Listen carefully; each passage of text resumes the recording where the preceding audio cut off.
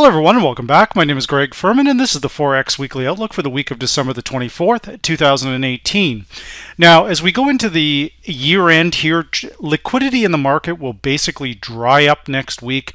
So very little trading between now and January the 2nd, but we'll have a look at things and see how we're closing out the year. Now, the US dollar still has the opportunity for a potential rally as we go into year end, but I think that rally will be very short-lived.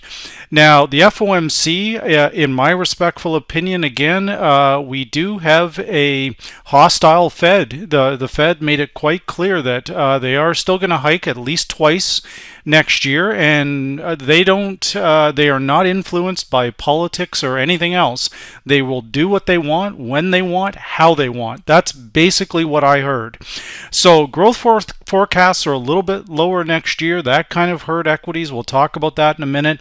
But predominantly, the dollar index has been struggling as we've come up into these verified resistance zones, failing again, yet again, around 97.50. I've been talking about this area for the last several months that we must break through. The indicators are actually starting to turn, again, somewhat positive.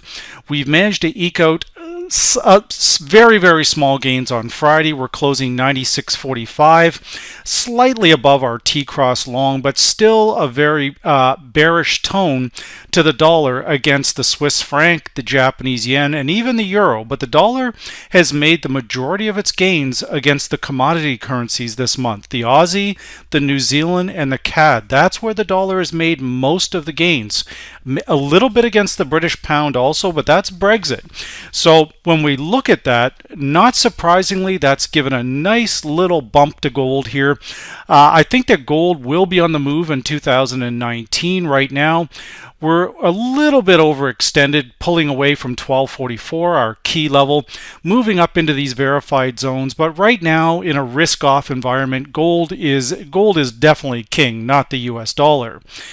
Now, when we look at the S&P 500, I've heard so much talk, bull market, bear market, everything else. It's kind of comical, actually.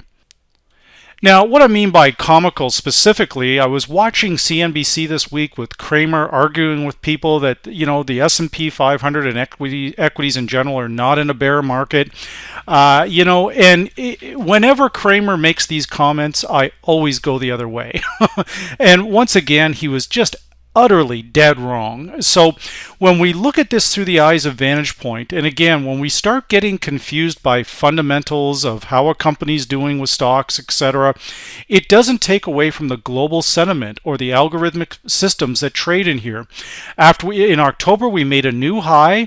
We came back down, we came back up to the same level, back down again, back up. This formed a triple top on these verified resistance zones.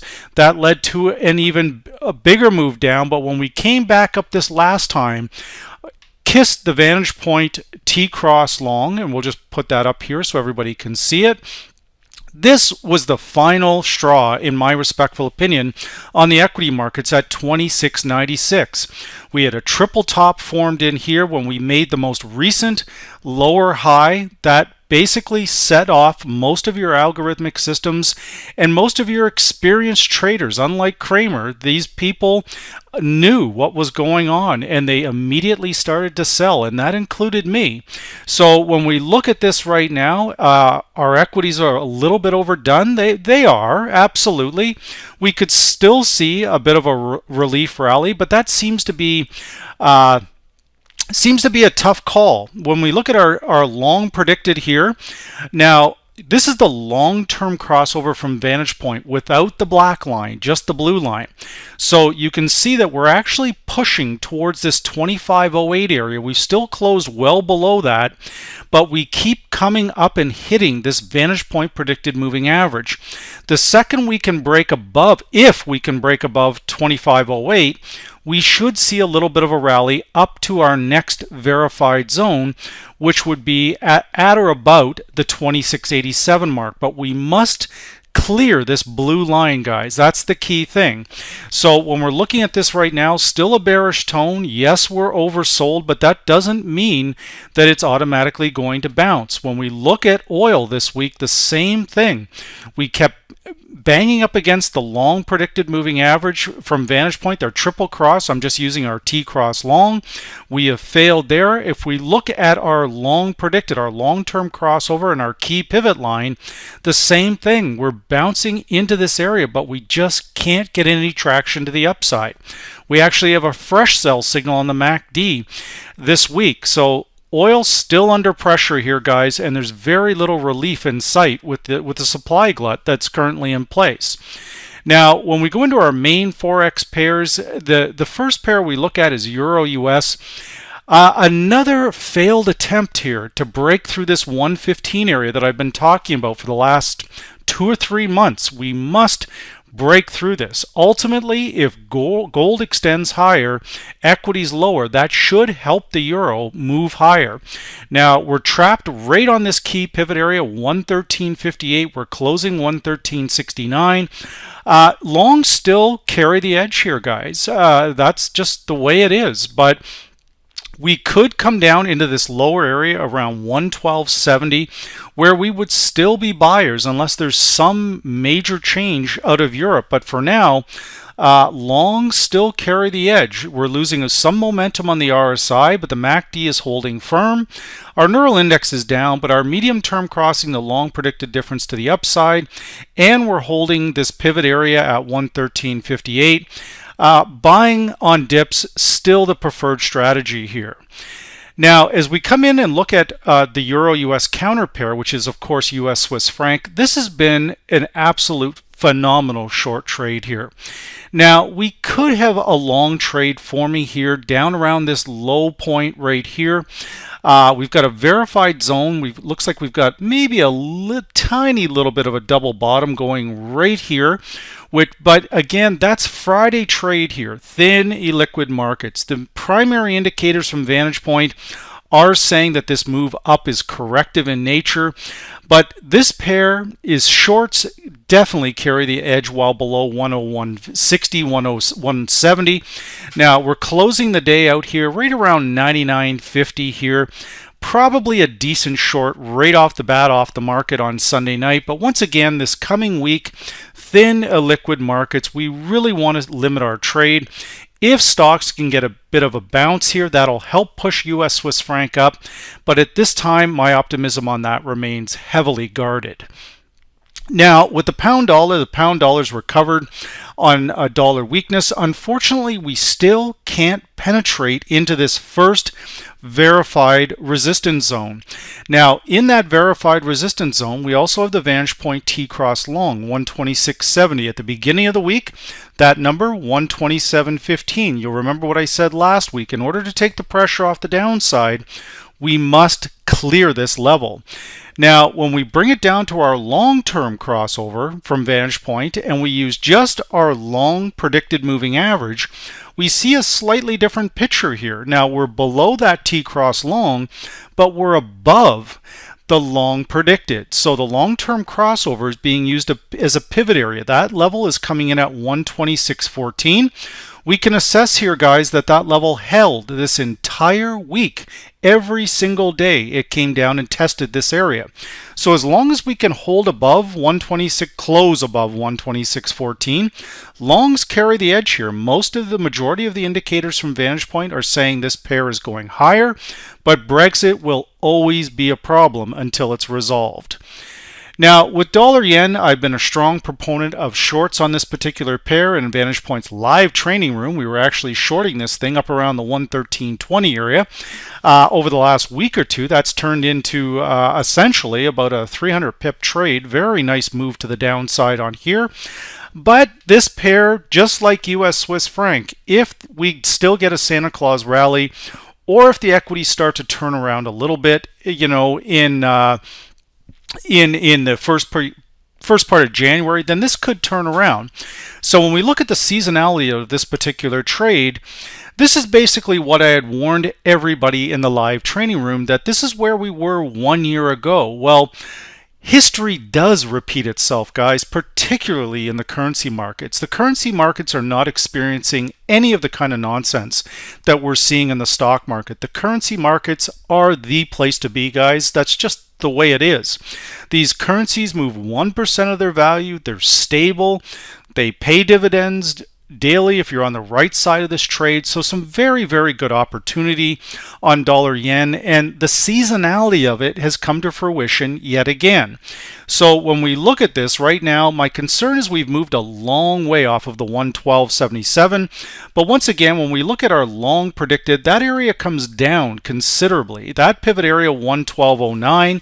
So as long as we're holding below 112.09, biased is to the downside, but we've closed all the way down at 111.21. So a move towards 112.09 by early, potentially, on Monday is possible.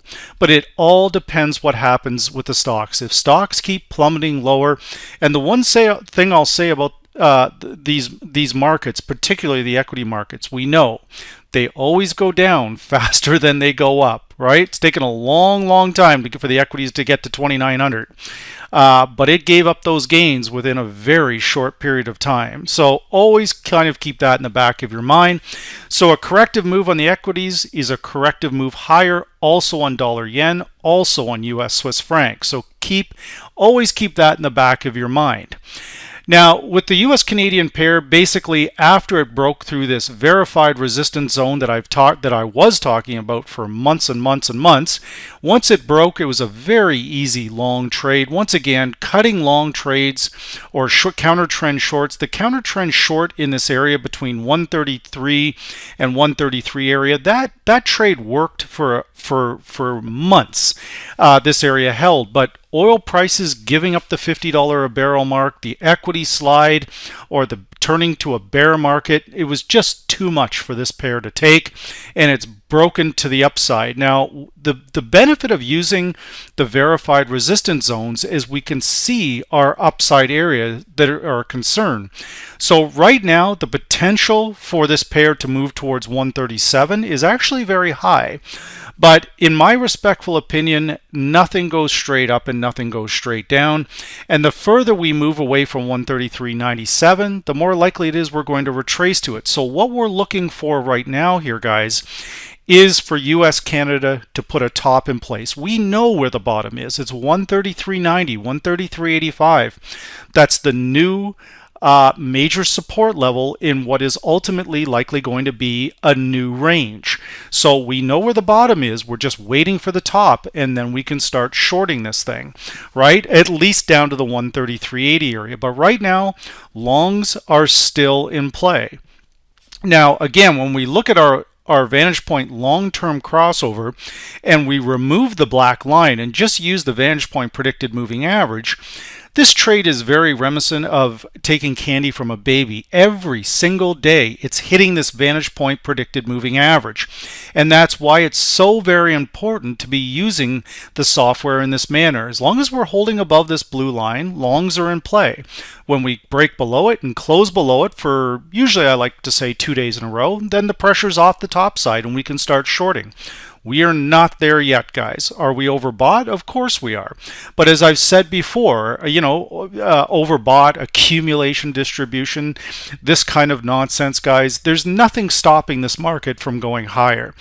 One of the most inconsistent trades is trading off an overbought or oversold condition, right? This is what we know. That's why we know indicators like the stochastic, things like that, they don't work very well. They go into an overbought or oversold condition way too early, and the market continues to move up. The trader just keeps catching that falling knife. So we don't want to fall into that particular group right now. A likely target here would be close to 137. We can reassess at that time. Now, with the Aussie US and the New Zealand US, I've also been pretty vocal about this pair too, that this is an equity-based trade. Stocks turn higher, this pair turns higher. Is this pair oversold? Of course it is. The RSI is at 6.1. That still doesn't mean that this thing is going to go higher just because it's oversold. but I think that the likelihood is that it will at least correct higher. So that's where we go to our long-term crossover. You can see that every single day this past week, we are in constant contact with 71.11. Now we've closed at 70.32. So buying a corrective move back up towards 71.11 is a reasonable play because we can use the software to our advantage. Now, when we look at this from 1 year ago on this, you can see that there was a fairly significant rally. But remember what happened a year ago. A year ago, the stocks were driving strong to the upside, right? This year they're not, and that's why this chart, that is the difference between last year and this year. Stocks were in a bull market last year. This year they're clearly in a bear market, right? So that's dragging the Aussie down. We're trying to get some sort of buy signal, but be careful with this one. What is going to trigger a move higher in both Aussie US and in this particular pair, New Zealand US, the same deal, guys, is the equity markets must turn around. If the S&P 500 turns higher, even if it's just a corrective move to the upside, Aussie US will follow higher, New Zealand US will follow higher, and US CAD will likely move lower. So at this time, I want to wish everybody a very Merry Christmas and a Happy New Year. And once again, this is the Forex Weekly Outlook for the week of December the 24th, 2020.